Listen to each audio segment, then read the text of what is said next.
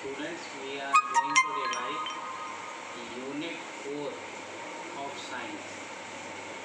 In this unit, we will discuss only those topics which are important from your exam purpose, not the whole chapter. Okay, so you should watch this video and prepare the topics which are shown in this video. Students, here we will discuss why are cells the structural and functional unit of life. All living organisms are made up of cells. It is the basic structural unit of all living organisms. Just as buildings of different shapes and sizes are made up of bricks, all organisms of all shapes and sizes are made up of cells. Without cells, no living organism will have a structure. Therefore, cells are the structural unit of life. Cells are capable of performing all the functions of a living organism related to its 7 characteristics: movement, respiration, growth, reproduction, nutrition, excretion, and response to stimulus. In smaller organisms like amoeba, one cell carries out all the functions, while in bigger organisms, groups of cells carry out all the functions. Without cells, living beings will not be able to carry out their basic functions. Hence, cell is the basic functional unit of life. We will see the parts of a cell.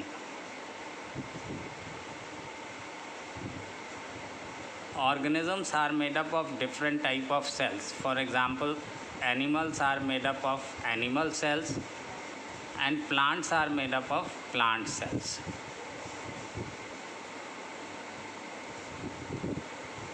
The basic components of a cell are cell membrane, that is plasma membrane,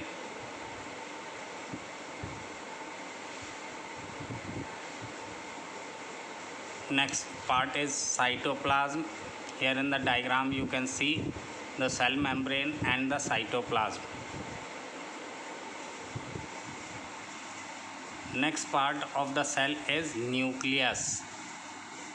Here in this diagram, in the middle you can see the nucleus.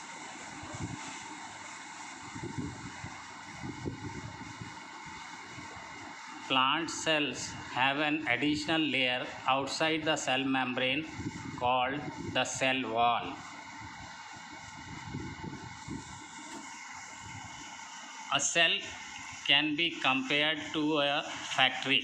Just as factory has different parts performing different functions, cells also have different parts that perform different functions. Let us learn about each of the parts of a cell.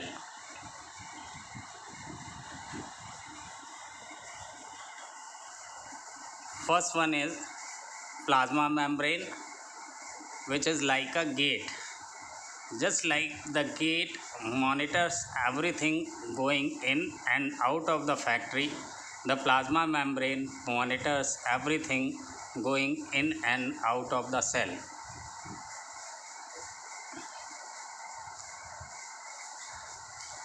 Functions of the plasma membrane: it separates one cell from the other.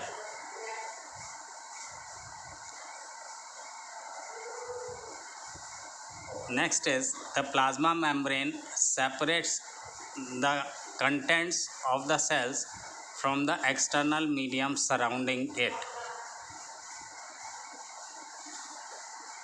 3. It controls what goes in and comes out of the cell. So let us summarize the functions of the plasma membrane. First is it separates one cell from the other. Second, it separates the contents of the cell from the external medium surrounding it. Third is it controls what goes in and comes out of the cell.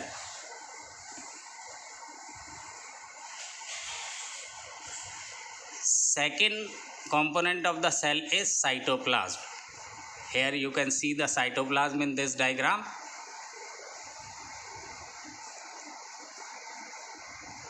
Just as the factory floor is the workspace of the factory where workers carry out their daily tasks, the cytoplasm is the workspace of the cell. The cytoplasm is a jelly-like fluid that occupies all the empty space in a cell. It is composed mainly of water. Functions of the cytoplasm: number 1, it gives shape and structure to the cells. Number 2, it contains smaller parts of the cell called organelles. Organelles are small parts in a cell that perform different functions. Examples are mitochondria produces energy and vacuoles store food. Third part of the cell is its nucleus.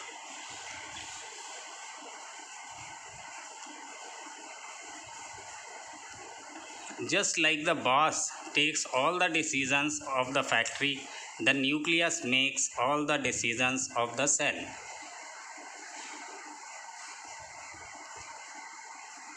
So we have learned about the three main parts of the cell.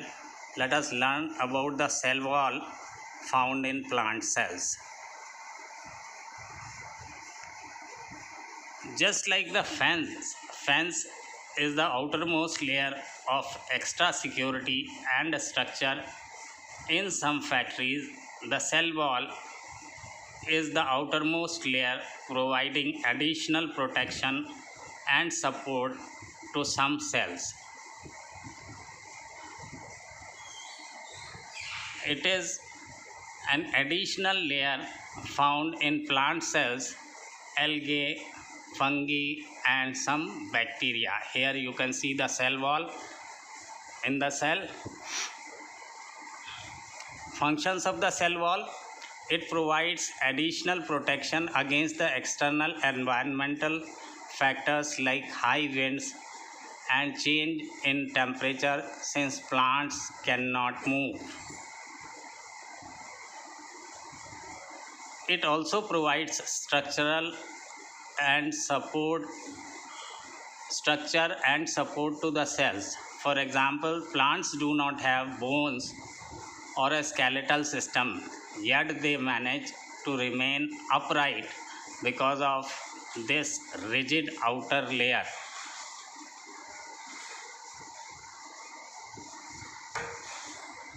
We are going to study about the structure and functions of the nucleus through this CRL. The nucleus. What is common among the organisms shown on the screen? They are all made up of cells.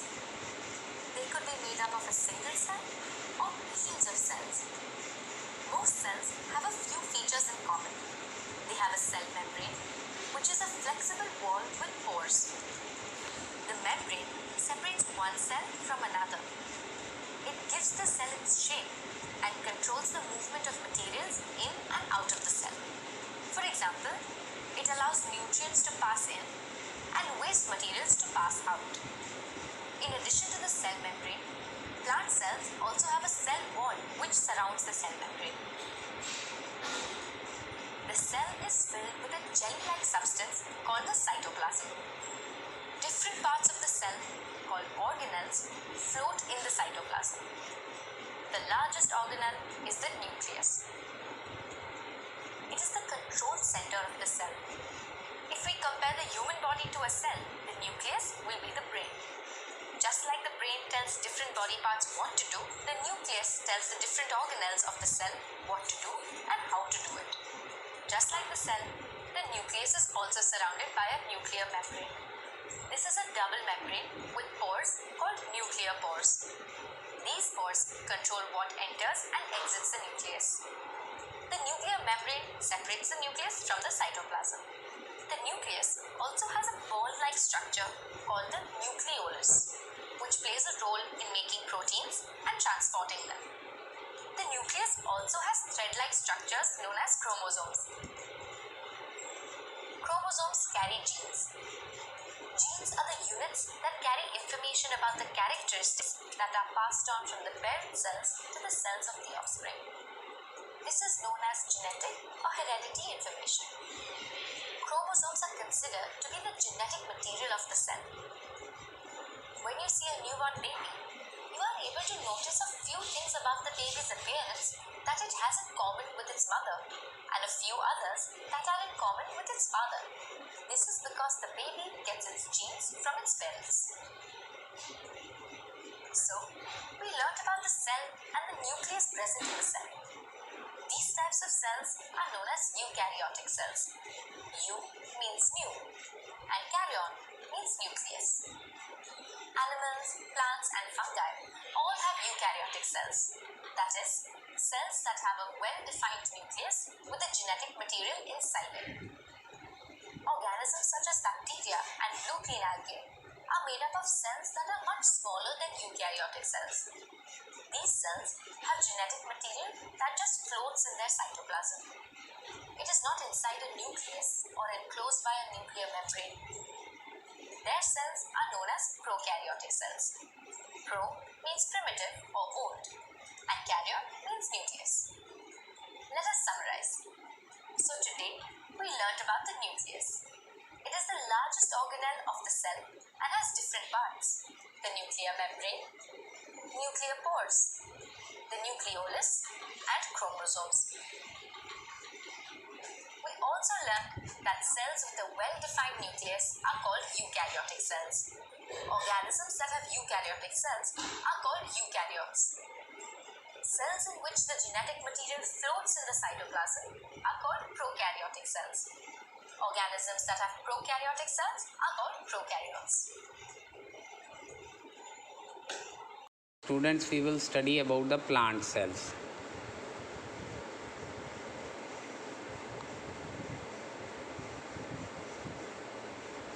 Why do plant cells need a cell wall?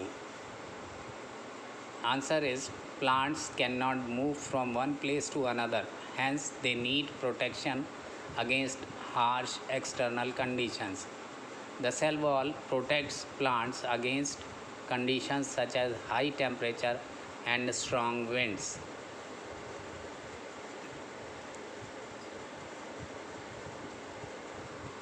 Cell wall helps the plant remain upright by being extra rigid outer layer. Cell wall provides extra support and structure to the plants.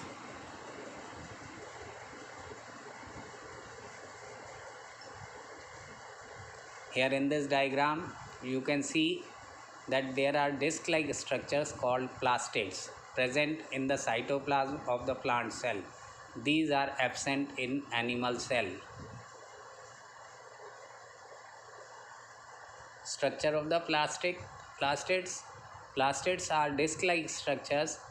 There can be different colored plastids in different plant cells. Leaves have cells with green plastids called chloroplasts. Function of the plastids. Chloroplasts contain chlorophyll, which is responsible for producing food for the plant through the process of photosynthesis. Here you can see the sac-like structures which are called vacuoles present in the cytoplasm of the animal cell and the plant cells.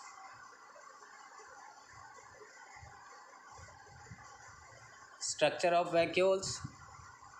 An animal cell has many vacuoles.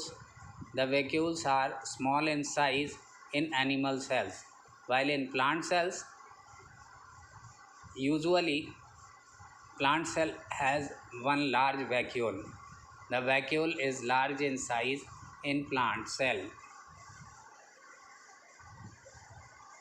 Function of vacuoles. Vacuoles store food, water and waste.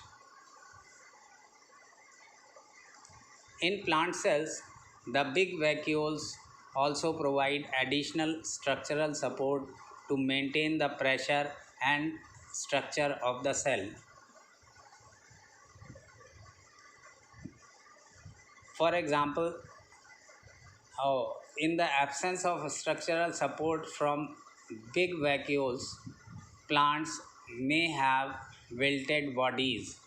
For example, the leaves or flowers which have cells with smaller vacuoles may be curled or wilted in appearance in comparison to the leaves or flowers in which cells have bigger vacuoles. Now here you can see the comparison of plant and animal cells.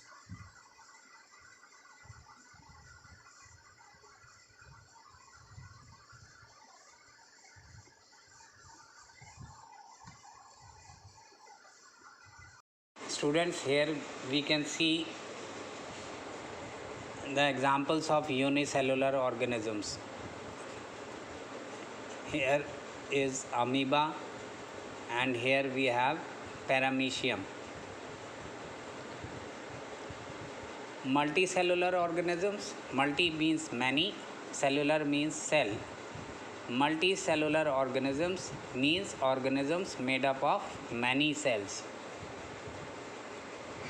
Examples of multicellular organisms are horse, hen, tree.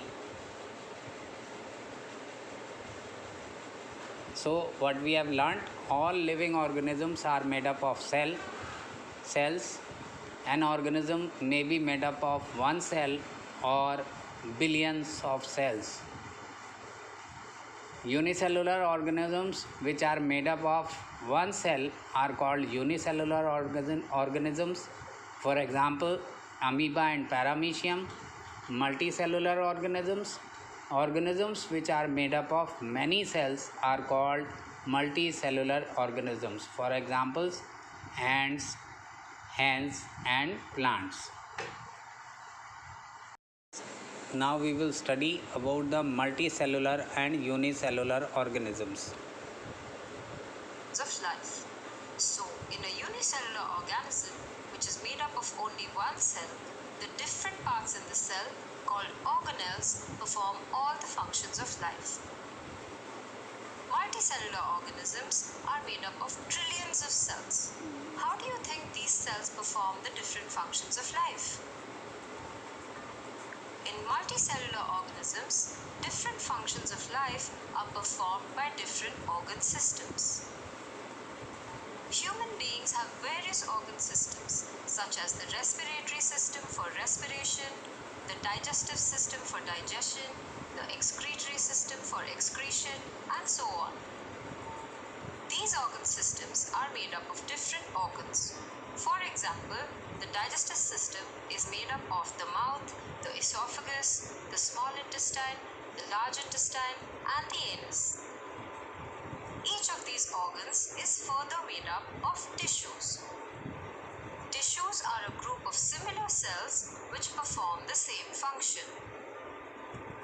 The cells that form different tissues are of different types. Each of these specialize in performing a specific function. For example, nerve cells are specialized to transmit signals, while the white blood cells present in blood are specialized to protect the body against infections. In summary, we saw how cells are organized in multicellular organisms.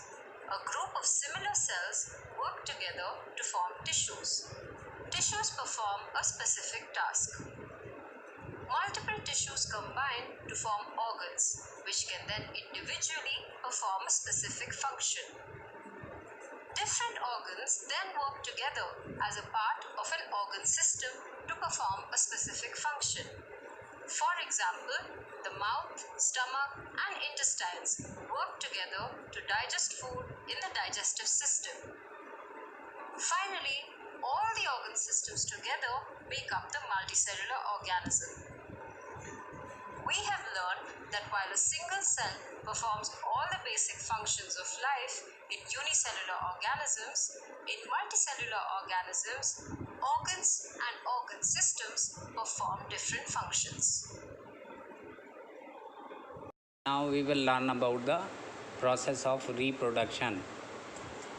We know that many biological processes like respiration and nutrition are essential for living beings to survive. Reproduction is the biological process by which new organisms are produced by their parents. These new organisms are called offspring. Reproduction is essential to maintain life on Earth. What would happen if living organisms did not reproduce? Do you think so many plants and animals would exist if they did not reproduce? For example, the lifespan of a butterfly is about 12 months. This means one butterfly can only live up to a year. If butterflies did not reproduce, new butterflies would not have been born, and there would be no butterflies on our planet after a point in time. All living organisms have the ability to reproduce. This ability is important for the continuity of life on Earth. Dogs also reproduce. They give birth to puppies that later grow on to become adult dogs. Cows give birth to calves, which grow up to become adult cows. Hens lay eggs, which hatch to produce chicks. These chicks then grow up to be hens. Even microorganisms such as bacteria and algae go through the cycle of reproduction to produce more microorganisms. We exist on this planet because humans have reproduced generation after generation. It is because of reproduction that we have a wonderful and diverse ecosystem of living beings around us. Otherwise, life as we know it would not exist. About the types of reproduction.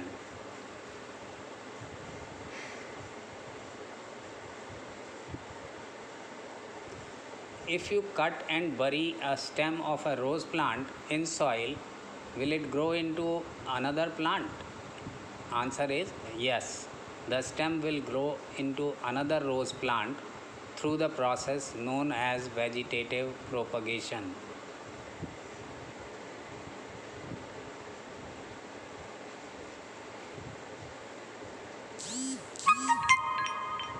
Does the vegetative propagation of rose require one rose plant or two? The answer is the vegetative propagation of rose requires only one rose plant. This rose plant from which the new plant grows is called the parent. So, vegetative propagation is an example of asexual reproduction. In asexual reproduction, only one parent is involved.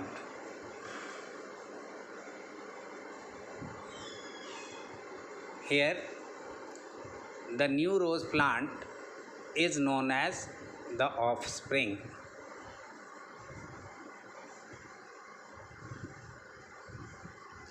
Now, next question is, will the offspring be identical to the parent? Answer is, when the rose stem is planted in the soil, the cells of the rose branch divide and multiply to form roots and the roots of the offspring. So, the offspring has cells identical to that plant. Therefore, the offspring is identical to the parent plant. How are tomatoes produced? Tomatoes are produced by the process of sexual reproduction in plants.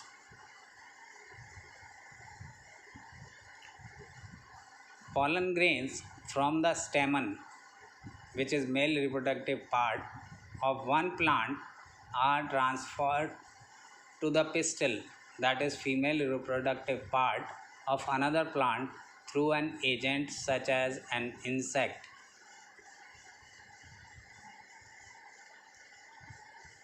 The pollen from male plant contains the male reproductive cell.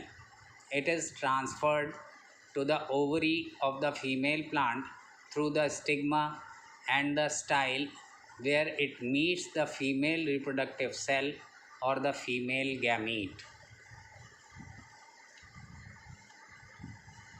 The male and the female gametes fuse to form a zygote, which further develops into a tomato seed and finally forms a tomato fruit.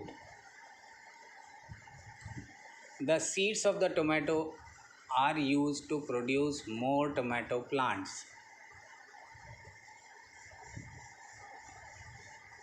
How many flowers are involved in the process of pollination? Answer is there are two flowers involved in the process of pollination. These two flowers may be referred to as parents of the new plant. Formation of fruits and seeds in plants happen through the process of sexual reproduction. In sexual reproduction, two parents are involved.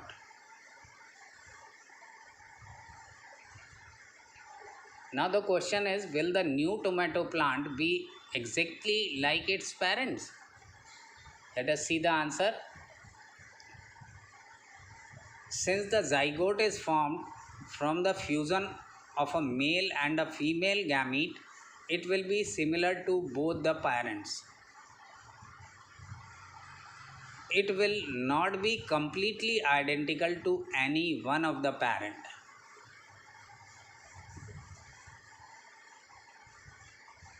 So, we have learned that the plants reproduce sexually or asexually. Similarly, there are two types of reproduction in animals: sexual reproduction and asexual reproduction.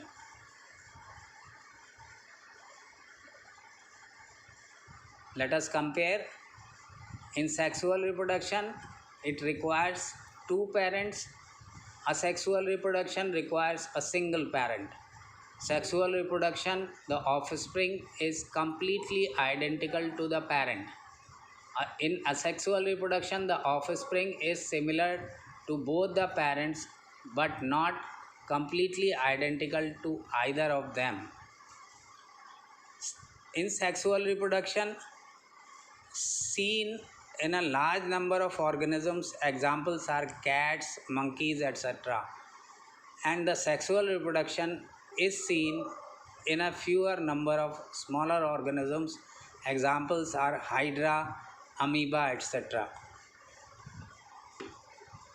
Asexual reproduction.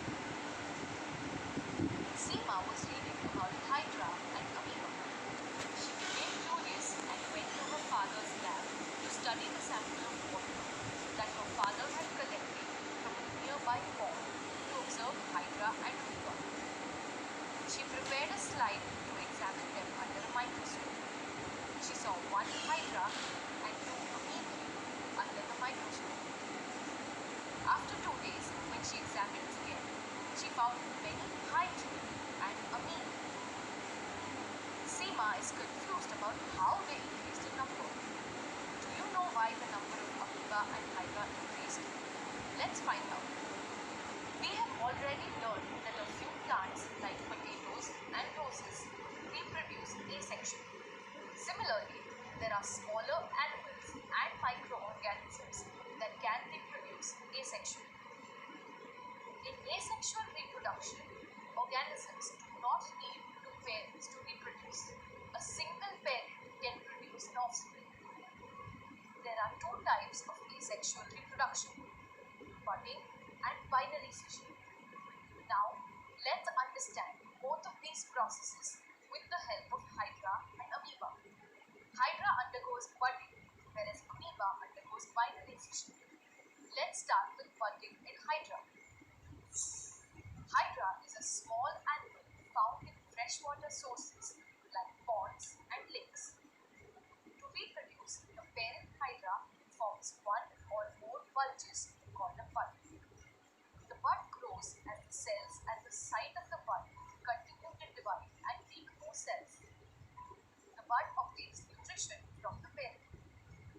Once matured, the bud breaks away from the parent hydra and becomes a new individual. Budding is a slow process. This is why after 2 days, Seema saw fewer hydra under the microscope.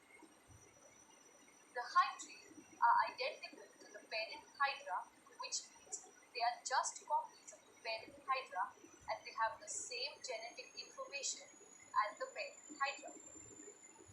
Like hydra, jellyfish also reproduce through budding. Let us now see binary fission in amoeba. Amoebae are unicellular organisms that also live in freshwater sources.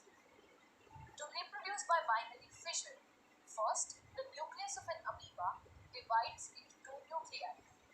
Then the cytoplasm splits, forming two identical amoebae. Binary fission is quicker than budding. This is why after 2 days, Seema saw many amoebae under the microscope. The amoebae are identical to the first amoeba that reproduced. That is, they all carry the same genetic information as the first amoeba. Like amoebae, unicellular organisms like bacteria also reproduce very quickly through binary fission. So now Seema knows why she found so many hydra and amoebae in the water after 2 days. This is because of the two types of asexual reproduction in organisms, budding and binary fission.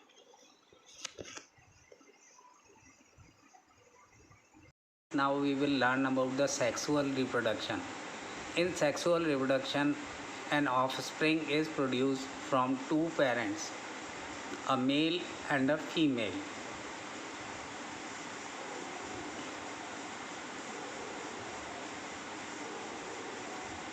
In monkeys, an offspring is produced by a male monkey and a female monkey. In elephants, an offspring is produced by a male elephant and a female elephant. The process of sexual reproduction happens in 4 stages. In first stage, production of gametes takes place. In second stage, fertilization takes place. In third stage, development of embryo takes place. And in fourth stage, birth of offspring takes place. So, the first stage is the production of the male and female gametes.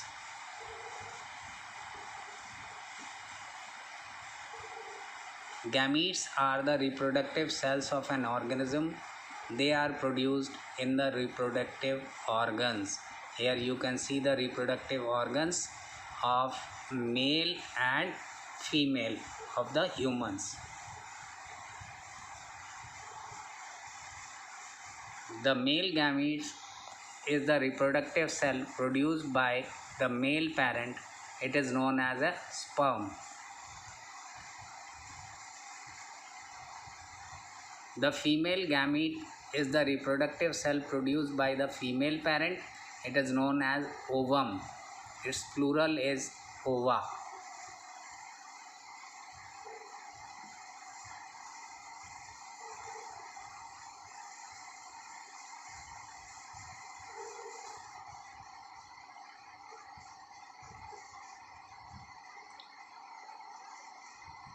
The second stage of fertilization of reproduction is fertilization. After the production of gametes, the male and the female gametes fuse together to form a zygote. This is called fertilization.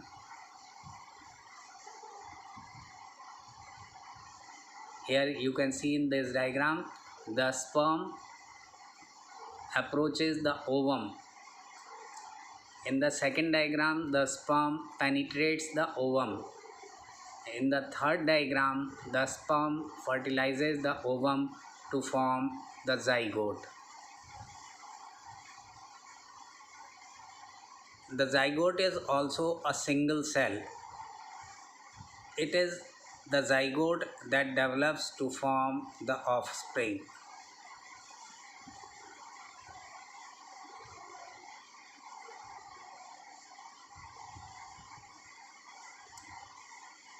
How is the zygote a single cell? When it is formed through the fusion of two cells, a sperm and an ovum? Answer is when a sperm and an ovum fuse, their nuclei fuse together to form one single nucleus. So, the resulting zygote is a single cell with one nucleus.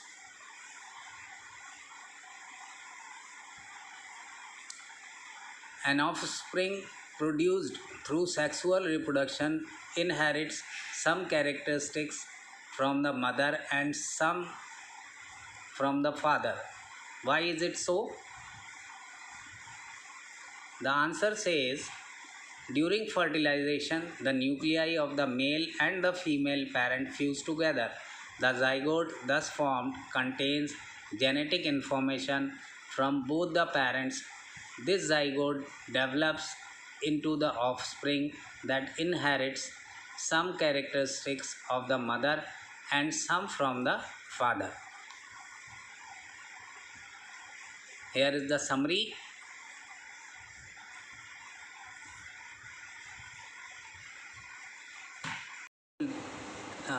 Study the third stage of reproduction, that is development of the embryo. After fertilization, the single celled zygote multiplies into more cells and become a ball of cells. This developing ball of cells is called embryo.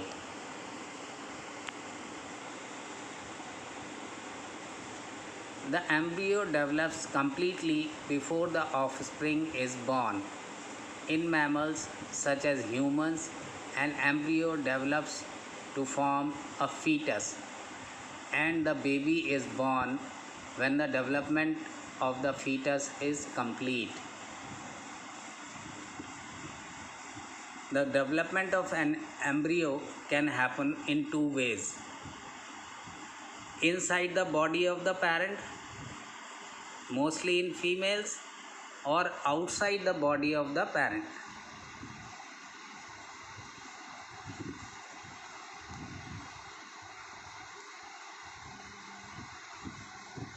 Now let us talk about the viviparous organisms. Vivi means alive, parous means to give birth. Organisms in which the offspring develops inside the body of the parent are known as viviparous organisms. Development of a human embryo in the uterus of the mother. This you can see in this diagram.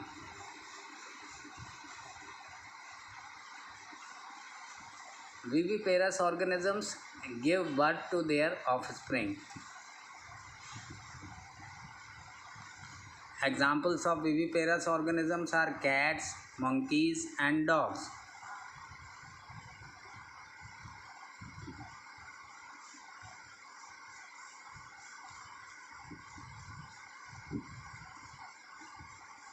Let us think about one question: which type of fertilization takes place in viviparous organisms?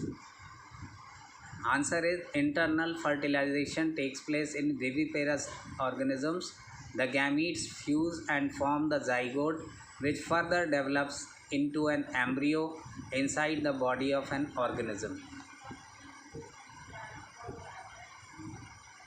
Now, oviparous organisms. Ovi means eggs and parous means to give birth. These organisms lay eggs.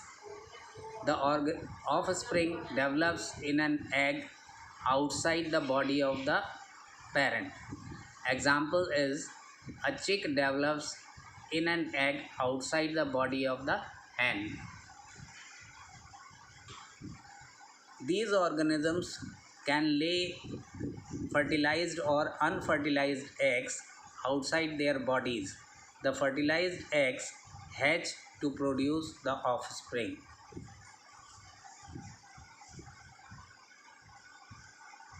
Examples of oviparous organisms are frogs, and fish.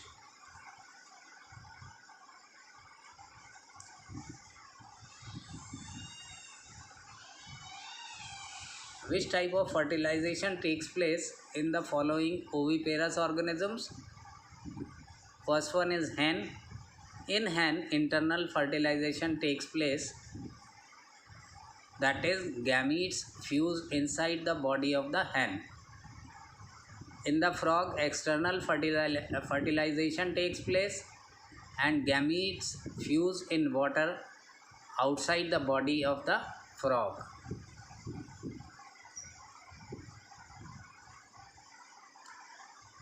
Now the internal fertilization in oviparous organisms, few points are there.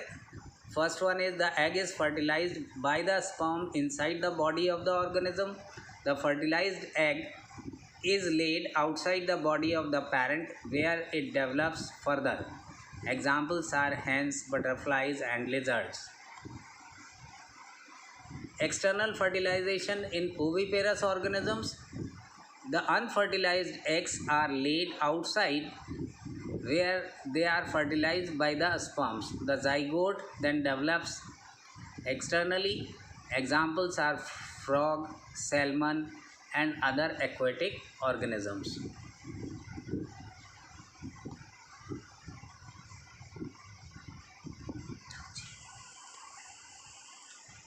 We will learn about the fourth stage of reproduction, that is birth of offspring.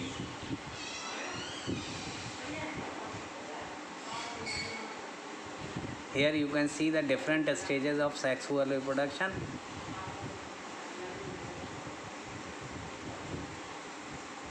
Production of gametes.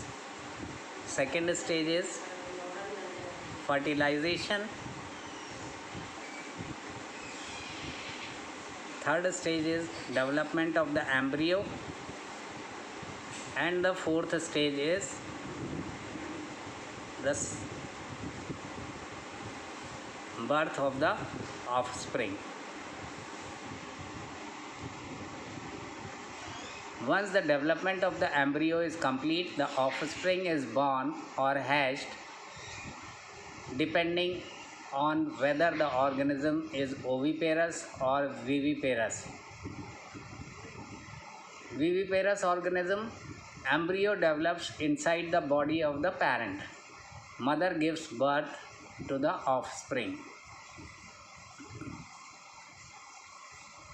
Once the development of the embryo is complete, the offspring is born or hatched depending on whether the organism is oviparous or the viviparous.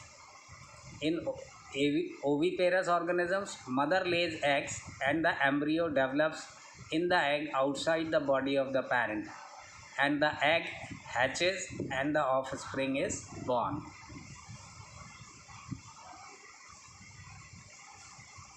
The young offspring continues to grow till it becomes an adult.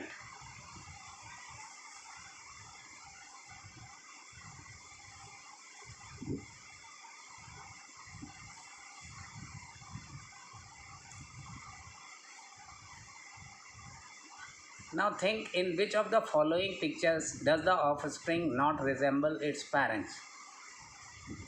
The tadpole does not resemble the frog. The puppy resembles the dog. Now in this diagram,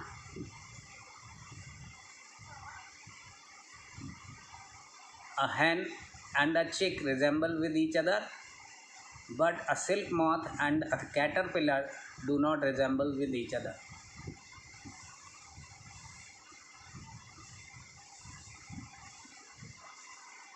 Let us discuss about the metamorphosis.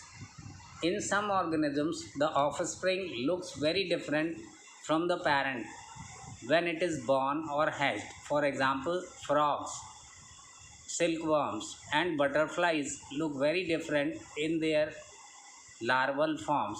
These organisms undergo metamorphosis. Meta means change and morph means form. The offspring undergoes a series of changes to eventually resemble the parents. For example, a tadpole undergoes many changes to become a frog.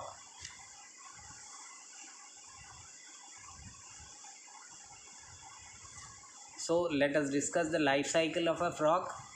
Metamorphosis happens in frog. Let us study the life cycle of a frog. Stage 1. Eggs are laid by the female and fertilized by the male gametes externally in water. The zygote cell divides and develops into the embryo. In stage 2, the fertilized egg hatches to produce tadpole. It is also known as larva. It has gills, mouth and tail. It feeds on vegetation. It develops into a froglet. The tadpole develops into a froglet. It has limbs. The tail starts to shrink. Lungs start to form. In stage 4, adult frog develops after 12 weeks. It breathes through lungs and not through the gills. It has 4 limbs. This is the complete life cycle of a frog.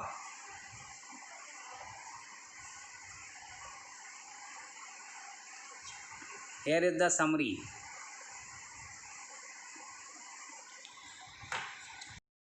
The male reproductive system and its parts.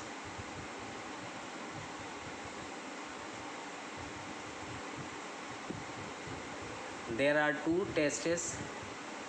The testes produce millions of sperm cells or sperms. Some of the sperms reach the female reproductive system and one of them fuses with an ovum to produce the zygote. There are 2 sperm ducts. The sperm ducts are narrow tubes and transport the sperm from the testes to the penis. There is one penis. The penis transfers these sperms to the uterus of the female reproductive system.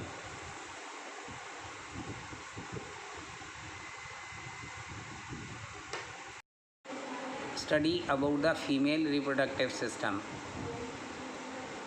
Here in this diagram you can see the female reproductive system. There are 3 main parts of the female reproductive system: a pair of ovaries, 2 oviducts and a uterus.